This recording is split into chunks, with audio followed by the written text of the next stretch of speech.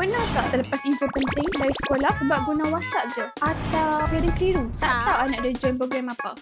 Sebab tu sekarang banyak sekolah yang dah mula pakai app sendiri. Sekejap, ada 3 fungsi yang Pin nak share ke hampa yang wajib ataupun yang best yang patut ada dalam app sekolah. Yang pertama, push notification.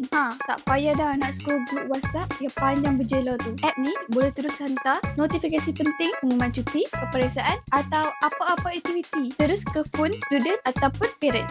Takkan terlepas dah info penting lepas ni. Yang kedua, One Step Center. Semua info sekolah, college dan universiti termasuk program, jadual dan perkembangan pelajar dikumpulkan dalam satu app sahaja. Mudah nak cari, kemas dan semua orang boleh rujuk pada bila-bila masa sahaja. Yang ketiga, fungsi grouping kelas. Nak hantar info ikut kelas? Boleh. Kan tak boleh. Cikgu boleh buat grouping, jadi maklumat hanya pergi kepada parent dan student yang betul saja. Tak perlu nak tapis-tapis dah. Jadi kalau cikgu, pensyarah atau admin yang tengah mencari solusi komunikasi yang lebih tersusun, app ni sangat membantu. Nak tengok contoh app yang dah sedia ada? Komen app sekolah kat bawah.